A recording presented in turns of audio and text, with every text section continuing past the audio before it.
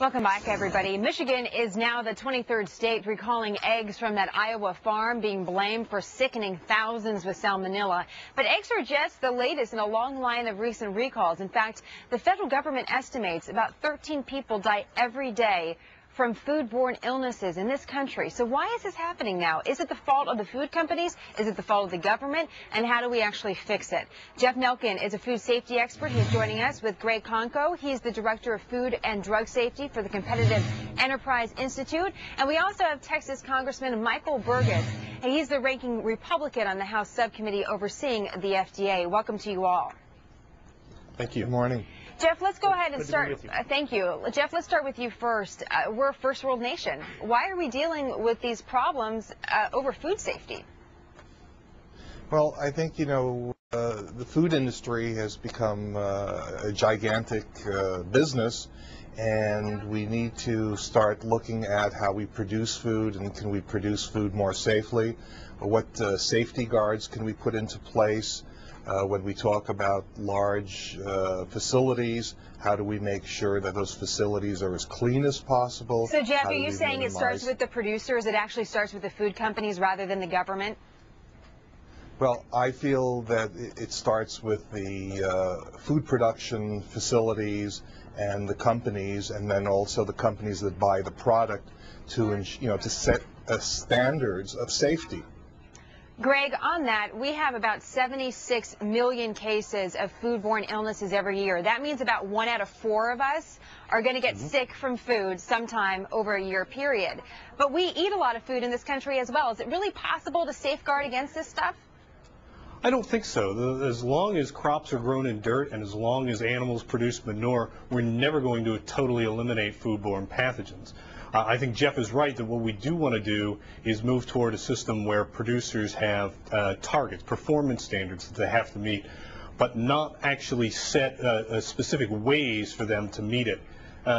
You don't want to cut off innovation. You don't want to cut off the incentives and the ability of food producers to actually strive for producing healthier foods. And it's worth noting, I think, that although we do have a lot of foodborne illnesses, cases of foodborne illness in the United States every year, the numbers are lower now than they have been since we started recording reported cases in 1996. So we're improving, and we've got a long way to go, but things are not as bad as I think the recent recall might portray. Congressman, let's talk a little bit about the FDA now. You are the top Republican on the subcommittee that has the task of overseeing the FDA. Where are we in the process of strengthening the FDA's power to oversee our food safety in this country?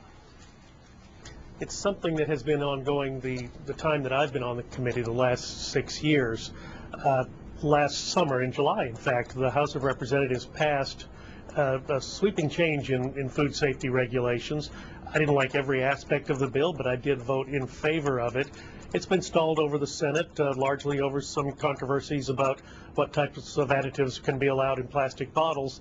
And really, it's time to get that moving and get it to a conference committee, work out the differences, and give both industry and the regulatory agency some certainty, some aspect of knowing what the future holds for them.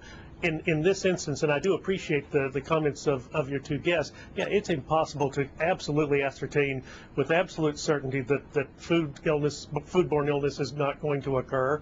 We do have a level that is lower than in previous years, and it has come without a vast increase in price in our food prices at the grocery store. So all of those things are things for which we should be grateful. But at the same time, every summer it seems, if it's not eggs, it's peanuts, it's tomatoes. Every summer we have this same angst over a salmonella outbreak. It takes us months to get to the culprit. This time, it appears it's not coming from somewhere outside the country, but coming from America's heartland itself. This is a problem that we should have been on top of. This is a problem that was eminently controllable. Congressman, the Food Act, the Food Modernization Act, is stalled in the Senate right now. It passed through the House, but it's stalled there. Do you think there's the political will in Washington to update some of our regulations with everything that else is that's going on in D.C. right now? It's hard to say, but last summer, in the midst of all of the angst over cap and trade and health care, we actually passed in a bipartisan fashion a food safety bill. It committee with a great deal of cooperation between Republicans and Democrats after the rancor of the health care bill. So I think it's possible. Is there the political energy to do that in the few weeks we have remaining in this Congress, essentially a few weeks in September and perhaps a week in October? And I don't know the answer to that. There are so many other things that are competing for the headlines right now. But this is one that it really should be a fairly simple lift. Right. The House has done its work. The Senate has done most of its work. It's being supported by a bipartisan group of senators. We had one senator in California who said, "I want you to keep BPA out of my Coke bottles." If we could simply get past that point and perhaps agree to study that later and come at this bill, we could actually get an answer that was deliverable before the election. All right, Congressman, thank you very much for that. And we know there's a lot on your plate in D.C. And thank you to you all. We really appreciate it. Jeff Nelkin, Greg Honko, and Congressman Michael Burgess. Thank you so much. Thank you. Thank you.